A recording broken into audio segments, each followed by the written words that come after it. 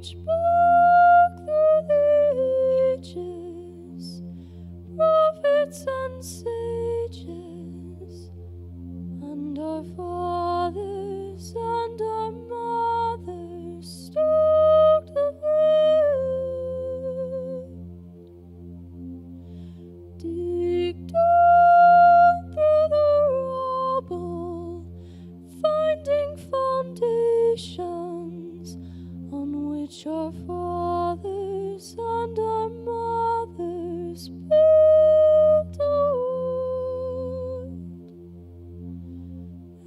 Explore ancient pathways, crossing continents and our oceans to the home of liberty. Rise up and rebuild now on the foundations.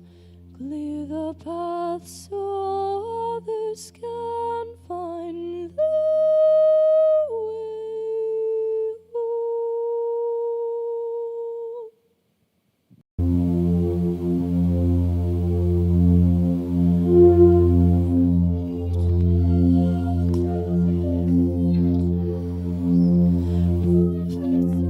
So, hello, folks, and welcome to Taproot again.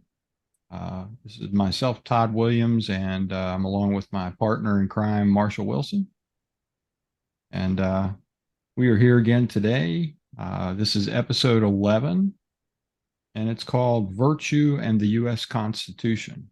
And we're going to talk about how virtue fits into the Constitution and how it is not just intent to be virtuous, but also affecting that intent or having an action to follow along with that. Because as Marshall and I were talking earlier, it would be easy for someone to say, oh, I have all these good thoughts. I would like to do this and whatever. But if you never act on any of those thoughts, then you're not really accomplishing anything. Right. So, right. Marshall, you take it away. Hey, Todd, thanks. It's good to see you again. So, in our previous episode, we were talking about virtue and the concept of virtue in Western governance and the ramifications that come along with that. And if you haven't heard that episode, I'd like to ask you if you would go back and watch or listen to that one first before you come to this one, simply because we're going to pick up where we left off and go from here. So this is actually the second discussion of virtue in governance, but we're going to focus more here on U.S. governance rather than just Western civilization as a whole. And we left off with the discussion of Locke's second treatise of politics, in which he stated that the virtue of civil society occurs within the context of employing the force of community for the common good. And we defined the common good as securing the natural rights, the individual natural rights of each citizen. So you employ the force of community to secure for the common good, which is to secure the rights of each citizen, those natural rights of life, liberty, and the pursuit of happiness. So that is the origin, extent, and end of civil government, founded upon, limited by, and directed by virtue. That's it. Anything else, if the government fails to do this, fails to secure the natural rights, it is not a good and virtuous government. If it does anything other than this, it is necessarily an oppressive government. It's actually depriving you of your natural rights, which is the opposite of its purpose, the only valid government for purpose. So the U.S. Declaration of Independence states clearly that the government exists to secure those rights. In the Federalist Papers, now of course there was the Declaration of Independence, then there was the Articles of Confederation, which tried to form a new nation out of the colonies after they had gained their independence. It didn't really work out. A lot of argument about that, and I really recommend going back and reading some of that, doing some research on that. It's fascinating stuff. But then the Constitutional Congress called itself in to amend the Articles of Confederation to produce a more valid, a more effective, and therefore a more virtuous constitution or founding document excuse me, let me back up. The intent was actually to amend the Articles of Confederation so they would be more effective and therefore more virtuous for the people of the United States and for the various states. Instead, what they discovered was that document had no methodology. There was no mechanism included in the Articles of Confederation to amend the Articles of Confederation. So instead, they wrote a whole new document. Now, a lot of people have gotten upset about that, and I understand why. They were called together to amend one document, and instead they produced another one. And that document changed basically everything. And the thing is that's important, and it can be frustrating, but had the Articles of Confederation had a method for being amended, then it might have turned out differently. So the Continental Congress came up with the U.S. Constitution that we know today. Actually, not the one that we know today. The original Constitution before it was amended, and before it had all of these Supreme Court decisions, which are included in the what they call the annotated Constitution, which is the one with all the junk piled on top of it. We like to go back to the original intent and go from there. Now, one of the problems with original intent is that because it included the concept of slavery, most people will tell you that the original intent was that this be a slave nation.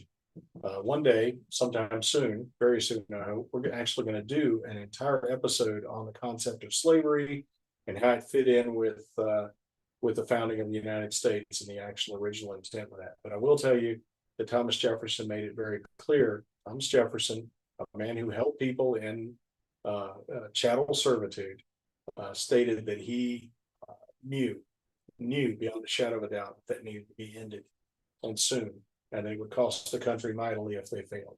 So we'll get to that in another episode. But so after the Constitution was written, it had to be ratified by the states. Now, a lot of people will tell you that they just went in, they wrote a new Constitution, and that was it. They forced it on the rest of the country. No, it had to be ratified by the states. So the states, it wasn't just this group of men who went and sat in this one room who made all this up for everyone else. They had to submit it to everyone else for their approval. And the nation in general approved of it. Now, there were a lot of concerns. And basically, this broke down into the Federalist versus the Anti-Federalist. I've got the Federalist Papers and the Anti-Federalist Papers here somewhere. But anyway, they're actually two completely separate sets of papers, but they argue with each other. In the Federalist Papers, the ones arguing in favor of the new U.S. Constitution, they were written by James Madison, Alexander Hamilton, and John Jay. They demonstrate their perspective on the virtue inherent in the newly drafted Constitution, which they say, if it's ratified, will result in security and prosperity for the colonies and for their citizens. That was the idea. That was the idea. And if you read the preamble to the Constitution, which is basically the introductory paragraph, it's very clear about this. We the people, in order to form a more perfect union, more perfect than the one that was established by the Articles of Confederacy, establish justice, ensure domestic tranquility, provide for the common defense, and promote the general welfare. Welfare back then was not a government program. It was just a general sense of being able to live the way you wanted to. Welfare, secure the general welfare, and secure the blessings of liberty to ourselves and to our posterity, our descendants. Do ordain and establish this Constitution to the United States of America.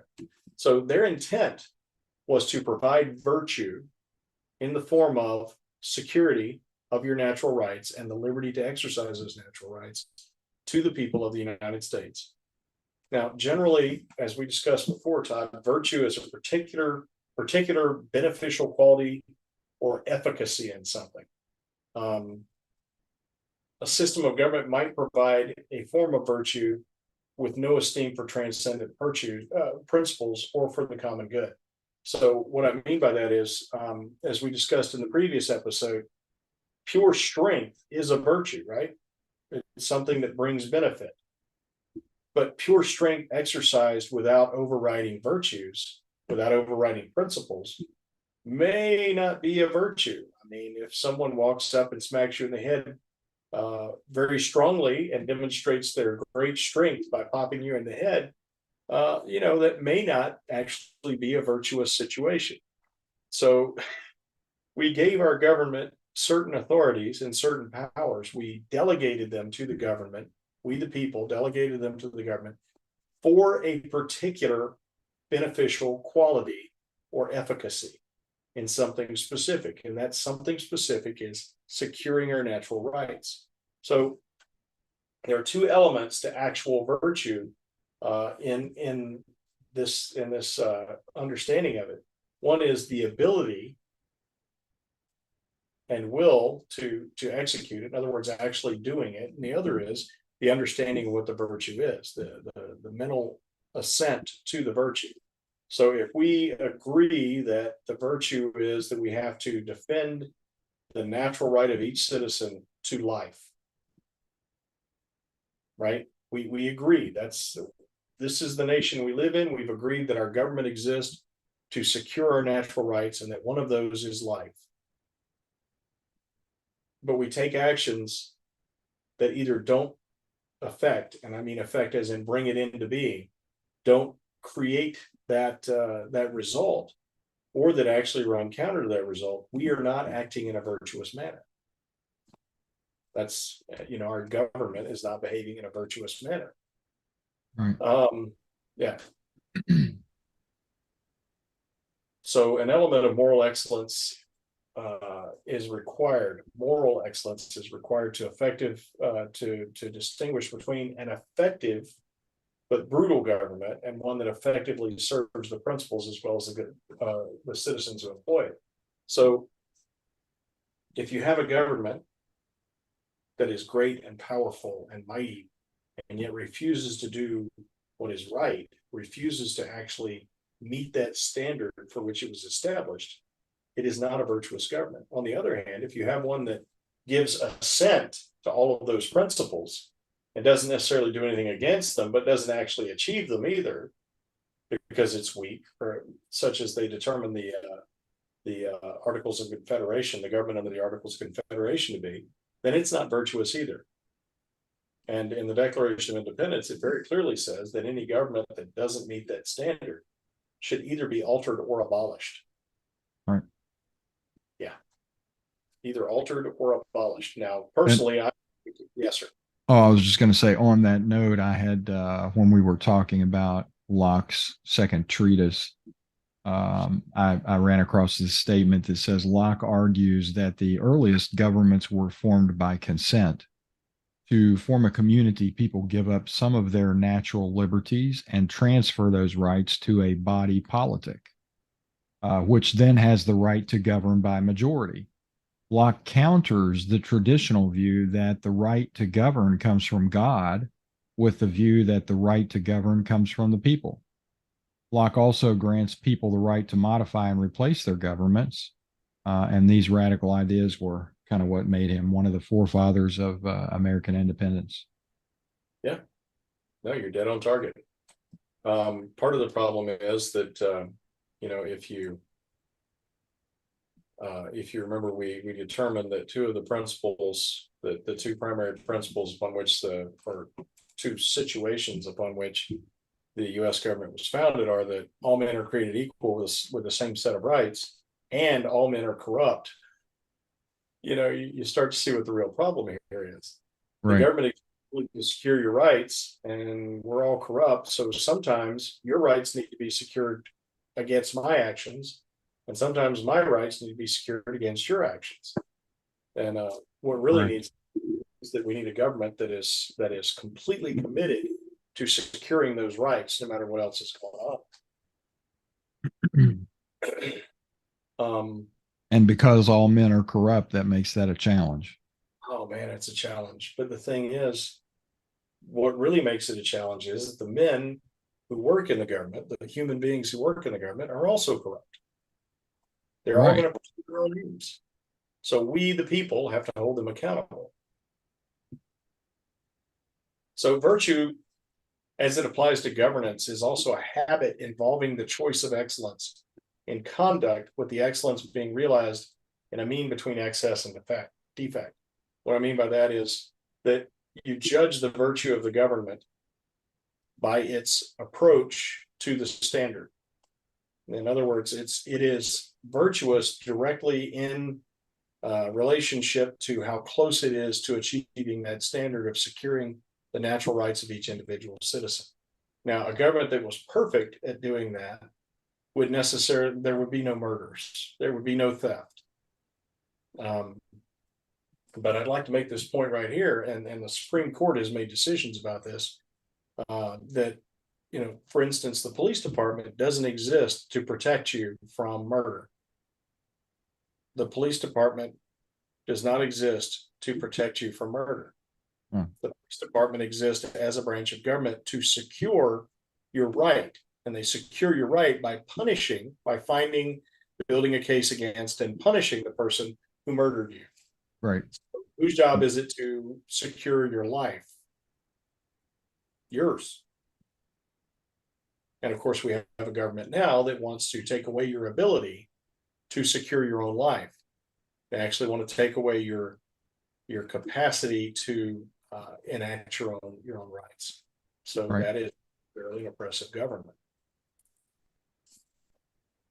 So establishing and maintaining a good government begins with one virtue, and that virtue is truth. You have to be honest. And the first thing we have to be honest about is that we're all corrupt. That's the first thing we have to admit, that none of us is perfect, that we are all seeking our best benefit, even if it costs someone else something that's rightfully theirs. We all do it. I'm not advocating for it. I'm not saying it's okay. It's not okay. We all need to be held accountable for that, each one of us, to the extent that we engage in that action. And we need to be honest about it. And what will result from that is, if we were able to effectively hold each other accountable for that issue, for the issue that we all want what we want, even if it costs somebody else what they are due, is that instead of having groups or tribal affiliations, we're all the guys who wear blue shirts on Tuesdays or whatever,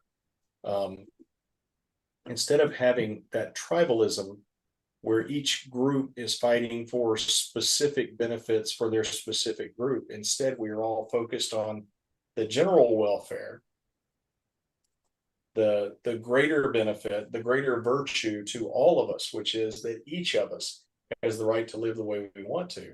If we could ever get the people to focus on that instead of the specific little benefit that you might get if you can twist your senator's arm just the right way and get him to vote this way, so the government will send your particular community or your particular part of the country a check that's drawn on the bank accounts of everybody else in the country.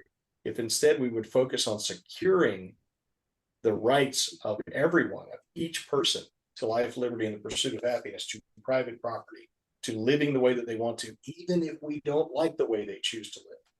Maybe especially if they don't live the way that we want them to live. Right. If we could ever get a majority of American, and more specifically West Virginia voters, to focus on the greater good, the absolute virtue of governance, which is to secure the natural rights of each individual citizen, instead of using the government to compel others to do what we want them to do, we would all be free. We would all be better off. We would all be more prosperous and more secure in our lives. But that's what Todd and I are working on here. And I hope that folks can start seeing this, that it's been so long, it has been trying to get your hands on the levers, the control levers of government, to use the government power to compel others to do what we want them to do. And look, a lot of people who agree with me on what we should do have done that. And I think that they're wrong. So the thing is, it's not that we should be trying to gain control of the government so we can then compel others to behave the way we want them to, but rather we should diminish government to the point that it can only do its one critical task, which is to secure the rights of each individual citizen. And it's not capable of doing anything else. Now, of course, there are a lot of people out there who might be thinking, well, the government does this and does this and does this, which is beneficial to society. Okay, first of all, that's society's job. That's not government's job. We can't conflate government and society anymore. We have to stop doing that. Okay. The thing is, you and I need to look out for each other. We do, even if we don't particularly like each other. And we have to defend each other's rights. We have to defend each other's rights to live the way we want to. If you choose to live in a way that is completely against what I believe you should do with your life, that is none of my business. Right. Not as a member of the government, not as your neighbor specifically. But, I mean, if we're friends or we have the sort of relationship where we actually invest ideas and thoughts in each other's lives, that's different, but that's with your permission. I don't have any business trying to use the power of government to compel you to grow daffodils instead of daisies, to, paint your house green instead of blue. None of that is any of my business. The only time it becomes the business of society and society's tool, the government, to compel anything is that the government exists to compel us to leave each other alone, to compel us to not infringe on each other's rights.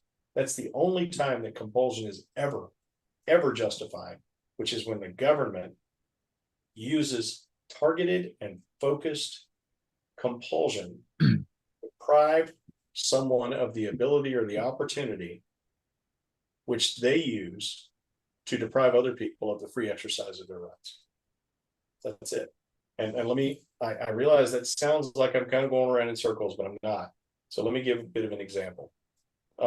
If I use my right to live as I will and to do what I want with myself and my stuff, to buy a car, and I drive that car around town and run into people because I'm free, I can do whatever I want, right? And the fact of the matter is, I am free, I can do whatever I want. But the consequence of doing that, because I have deprived other people of their right, you can't deprive people of their rights, my apologies, of the opportunity to exercise their unalienable right to live as they will, is that the government then comes and takes away my ability to deprive other people of the free exercise of their rights, to infringe upon their rights. In other words, they lock me up. And that's the only valid use of government, is that it secures the natural rights of other people. That's it. Now, they didn't go out and stop me from running over people.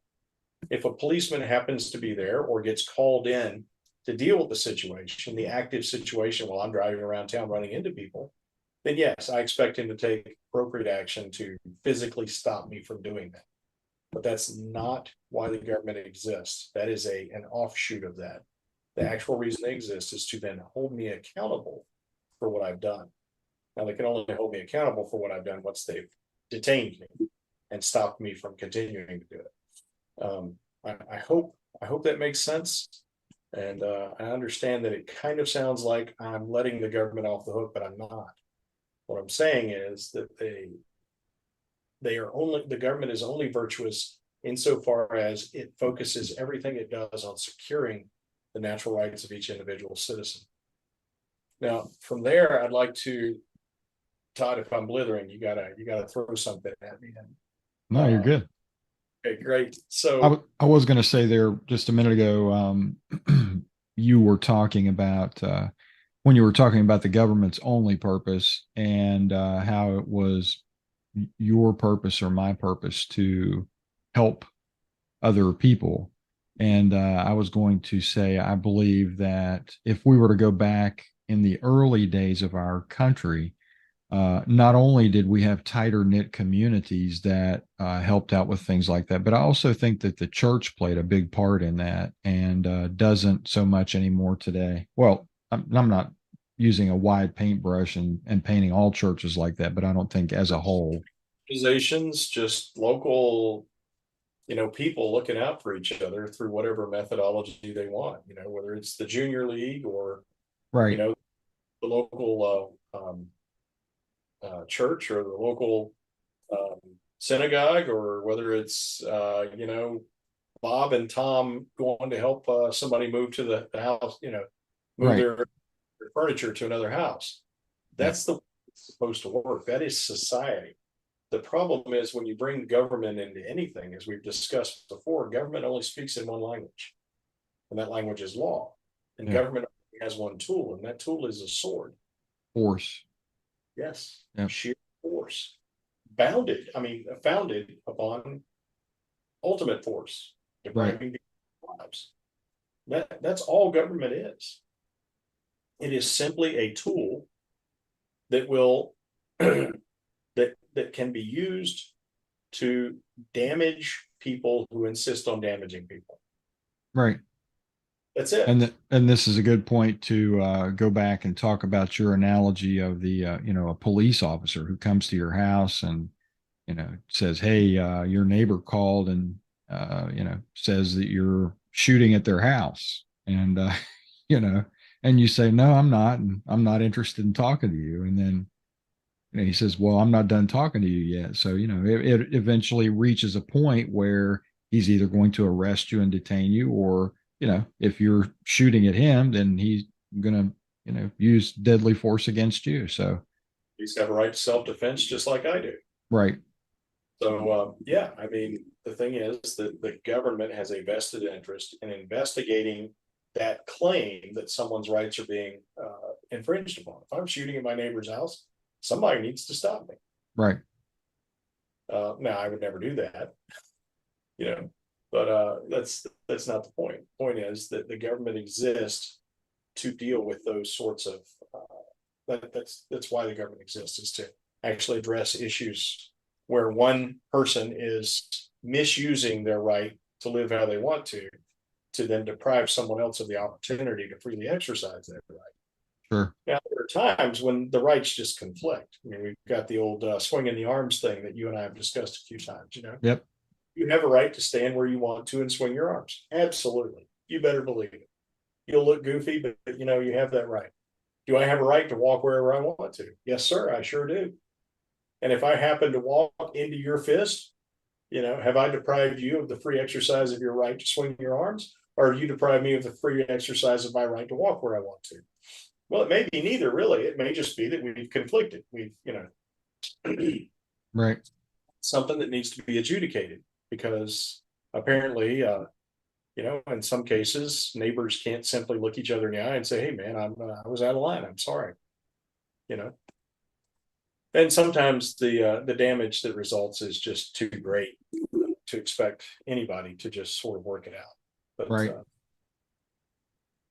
All right. Well, and I think we could get into a completely different topic there, and maybe we'll explore that in a future episode. But certainly with lawyers and insurance, they've kind of change the dynamics of things like that. I think that, like you said, for example, when you were talking about your dog attacking your neighbor's chickens, and that's something that you can say, I'm sorry, if your neighbor's an okay person, and you apologize, and they understand that dogs do what dogs do when they get loose.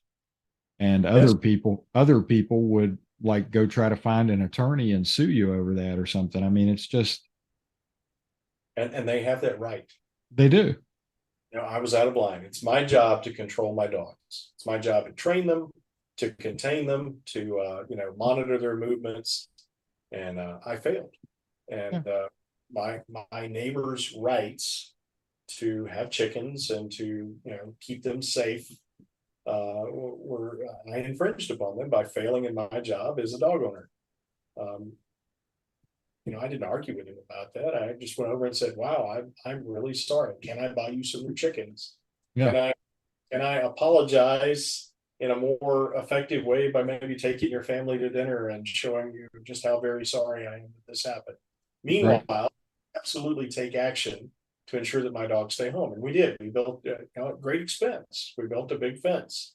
Yep. Had to come out and put in a fence. It cost us a lot of money, but it was the right thing to do. And I don't believe that building our fence did anything to correct the damage that we had done to my neighbor and certainly to his chickens. Right. But what Just it did was it corrected my behavior. and hopefully prevented it from happening again. Well, as far as Happening again. I believe that it has prevented a second occurrence. But the thing is, that's the way it has to work, and that's going back to the concept of using the force of what was it? Using the force of culture, employing the force of community for the common good. That's what we're really talking about. So the common good is that we all live within our rights and that we all exercise our rights freely, but also responsibly recognizing that there are other people who have rights as well. Right. This situation trained me. The force of the community. Now, I live in a fairly small community, in a rural part of West Virginia, believe it or not, in Berkeley County. Most people think that Berkeley County is the big city, I guess, but anyway, we live in the woods, and everybody here knows everybody, and it was common knowledge throughout the entire neighborhood that my dogs were the ones who killed Matt's chickens. Everybody knew that. And it was partially in my embarrassment and my desire to have a good relationship with people in my community that I went and approached Matt. Now, that's not the only reason. I did it because it was the right thing to do. Right. But I'm going to be honest with you and tell you that, yeah, I was embarrassed. And that sort of motivated me to get over to his house and ask for forgiveness and see what I could do to fix it. So bringing the force of community into the defense of people's natural rights. Yeah.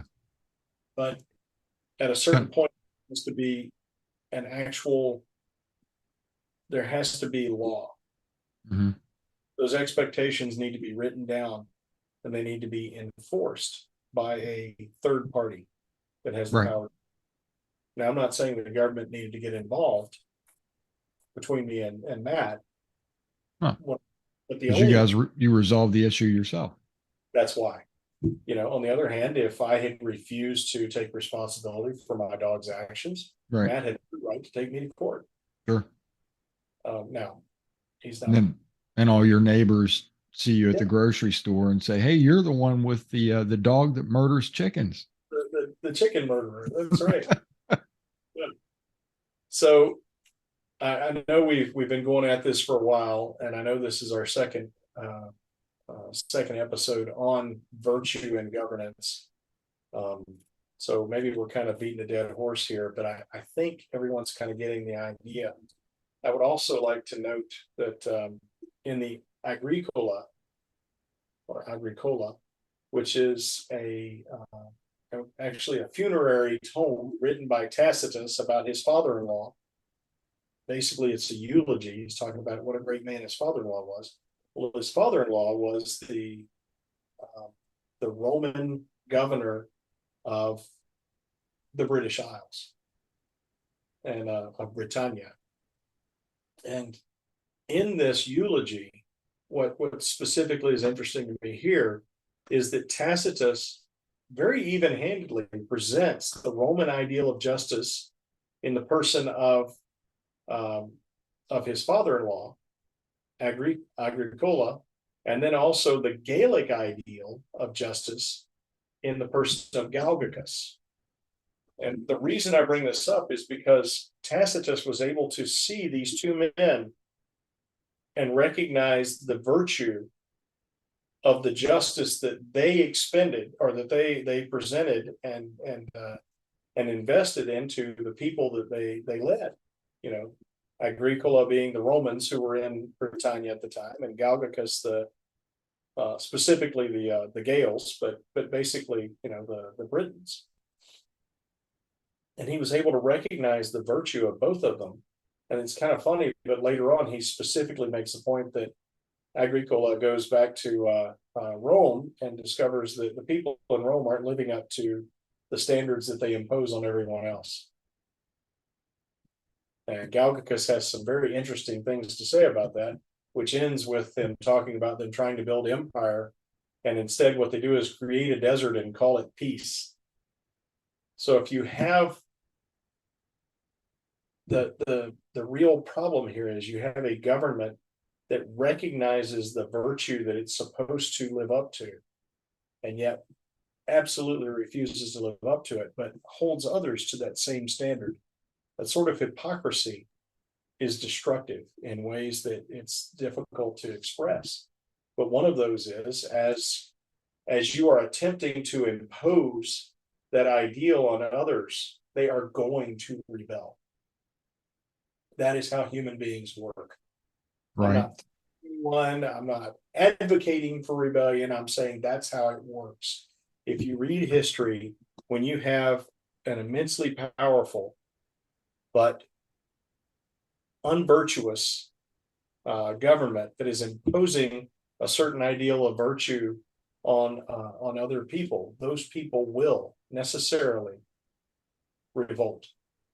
That is how human beings work. Right. Just something to keep in mind and be aware of.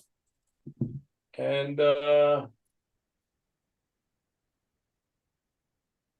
I'd like to, if I could, throw in one more quote from the second treatise on government by Locke.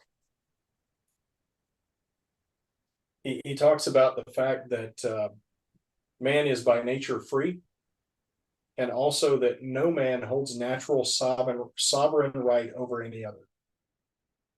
Right?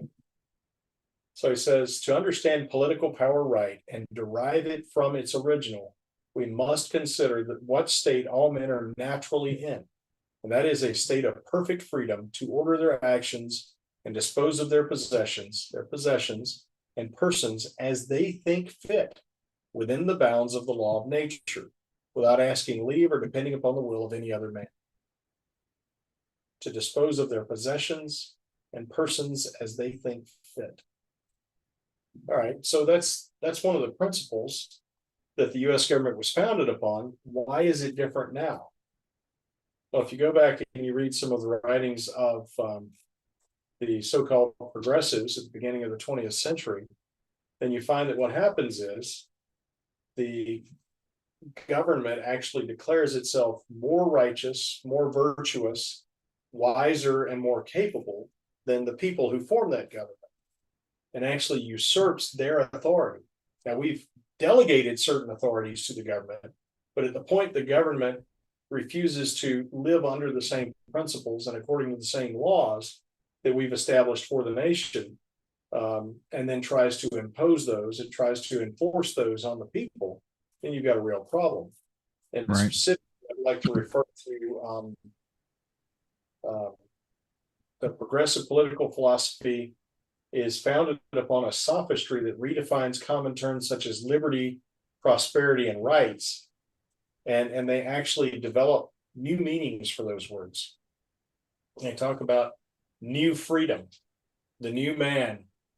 So the new freedom that was proposed and advocated by the so-called progressives was not a freedom to live as you please, but rather a freedom from want and necessity and having to worry about deciding what to do with your life. Mm-hmm. If you just will submit and let the government tell you what to do and let the government give you what they think you need, you're free. Yeah. You don't have to worry about anything. And they always know what's best for you, of course. Yeah. President Woodrow Wilson said, "What is liberty?" And he defined the word in terms that are diametrically opposed to the common sense understanding of liberty. He says basically that all you have to do is submit and become a cog in the machine, and then the only thing you have to worry about is, being that cog. You don't have to think about life. You don't have to have any ideas. You don't have to wonder about right and wrong. Just let us make those decisions for you, and you be the little cog there. Mm-hmm. Todd, the problem is not that someone proposed this. People are going to propose all kinds of things. Sure. The problem is not that people in the government try to impose this on others. People are corrupt. They're going to try to make people do things. Correct. It is the American people went along with it and have been for 120 something years. That's why we're in the position we're in now, where the government believes that it owns you and the people simply accept it. Yeah. Over a century of this ideology has come in since the founding. The founding was all men are created equal. All men are corrupt. We are all subject to the same law. We are all protected by the same law. Each individual human being. And now what we've got is, hey guys, just shut up and do what we tell you to do. Everything's Right. going to be, trust us. We're the government. Yeah. And that's where that comes from. So those are my specific thoughts on this particular aspect of virtue and governance. What am I missing? I Well, I guess think it's, go ahead. Sorry. no, I was going to say, I think we certainly, it's clear to me, your points, and I agree with what you're saying. And, I think that, like you said, it's been over a century. And it just kind of goes along with, an argument that or not an argument, but a topic that I speak with people about fairly frequently. And, that is, we need more gun control. And I say, okay. So when I was in high school in about 1984, most of the boys, and I'm sure you probably the same way in Louisiana, had gun racks in their truck. And you bring a shotgun or a rifle to school, and you either hunt before school or after school or both. Yep. And I literally, my grandfather gave me a 28 gauge double barrel, which is a beautiful gun. And I took it to school in my gun rack, and I got it out of the truck and I carried it into the school. And my assistant principal stopped me as I walked by the office, and he said, "Well, what do you got there?" And I said, "Oh, don't get any bright ideas. It's not for sale." And he said, "Oh yeah, come on. I'll give you a pretty penny for it." And I was like, "Nope, this is from my grandpa." So he looked at it and he was like, "Oh, that's a beautiful gun." He said, "I bet you brought that to show Mr. Schuff, didn't you?" And I said, "Yeah, that was our shop teacher, and he collected guns." And so, yeah, I took it and showed it to Mr. Schuff, and then I put it in my locker. And then at lunchtime, I took it out and put it back in my truck. And, there was never any school shootings when I was growing up. Almost every boy had a pocket knife in his pocket. No one got stabbed. So I ask people all the time, have guns and knives changed that much since then? I mean, is that really the problem? And people, they don't know what to say to that. Right. Well, they should know what to say to that. Well, I mean, if they're people who are advocating more gun control and think that guns are the problem, they don't know what to say to that question. But yeah.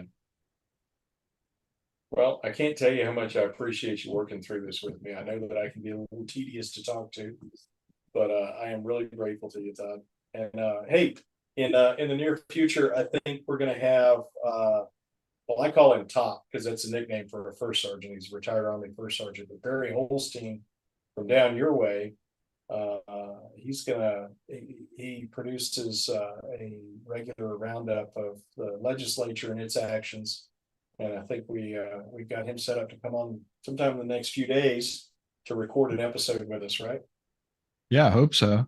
And you're right, he does do a great job kind of grading, if you will, our elected officials. And I think that's something that needs to be done. I think that's a great service. And I think that should be made public knowledge so people can really see. Because, even though we're teaching people about the state website, I think it's imperative that people know, hey, look, here's a politician. He was on TV campaigning that he was going to do this. And then you look at his voting record and you say, oh, he didn't vote for that at all. So he's lying. Right.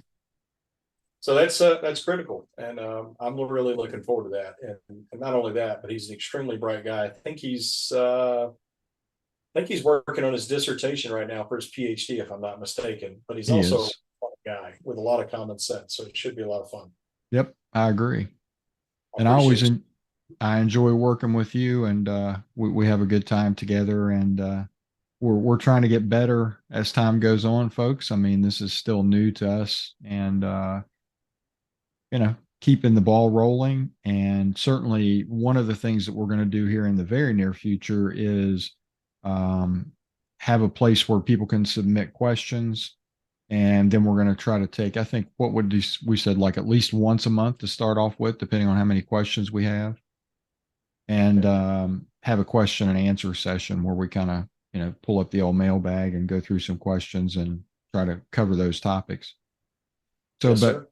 we definitely want to say again that how much we appreciate our listeners and followers. Without you, it would not be possible. We really enjoy doing this, and we hope that you both enjoy it and find some benefit from it. That's our intent. So thanks once again, and we look forward to hearing you or catching up with you on the next episode. And, we really do appreciate you for being here. And if you do find what we do valuable, we could use some help with the production cost. Sure. We can't free, and this is coming out of our pocket right now.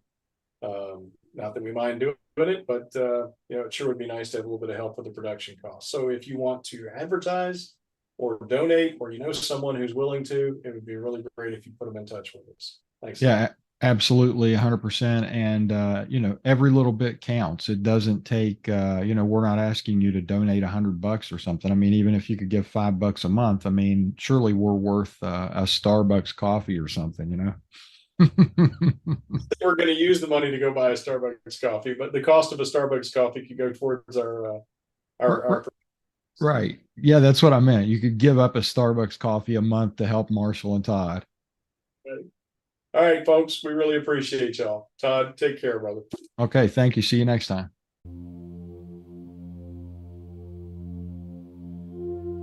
Reach